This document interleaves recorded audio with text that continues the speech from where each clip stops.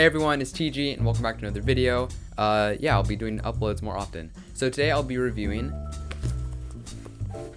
Ready Player One by Ernest Cline. So this is one of my favorite books of all time, and I've been thinking about reviewing it for several years, but I just haven't gotten around to doing it until now. So Ready Player One is set in the year 2044 on Earth, and it's a time when climate change has really ravaged the planet, overpopulation, world hunger, and the world's basically fallen apart. So it takes place in Oklahoma City in the US, and it focuses on, at the start of the book, 18-year-old Wade Watts. So the main thing about this book is that at this time, there's a virtual kind of world, a mix between a video game and virtual reality called the Oasis. So most people on Earth, like 90% of Earth, has access to the Oasis through goggles and haptic gloves. And everyone just goes on the Oasis and you can do anything there. I mean, it's its own virtual world, so you can go through any kind of simulation, simulate any video game. There's simulations of planets. You're just kind of flying through space and just going to different areas. And everyone in the world is addicted to it because in the Oasis, it's better than real world. In the real world, there's hunger, there's power outages, there's death, there's famine. But in the Oasis, you can be a different person, different species, different race, and everyone it's kind of escape for everyone. So the book focuses on Wade going on a treasure hunt for the egg, which is a hidden artifact hidden by clues and riddles by the Oasis's founder, James Halliday. And whoever wins the treasure hunt, whoever gets the egg, gets, I believe it was something like $80 billion, which was Halliday's fortune.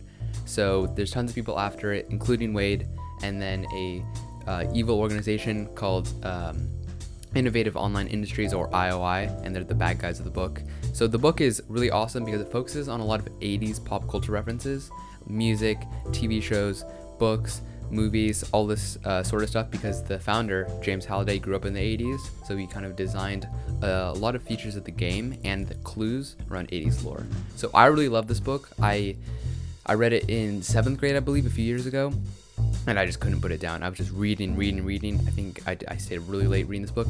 Ready Player One is an amazing book. It's, for a very long time, a standalone novel. They did add a second one, which I didn't like as much.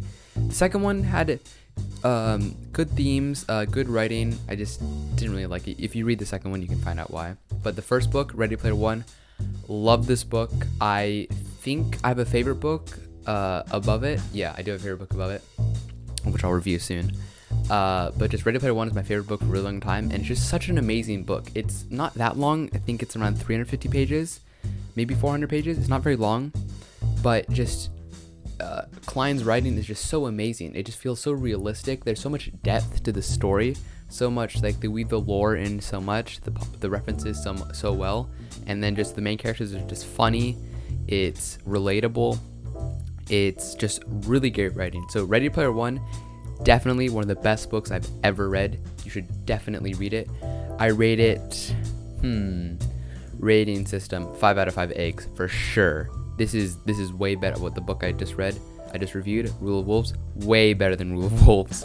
Ready Player One is just amazing. Just such an amazing book. You guys should all read it. So good. So yeah, I hope you guys like my review. Ready Player One, amazing book. Read it.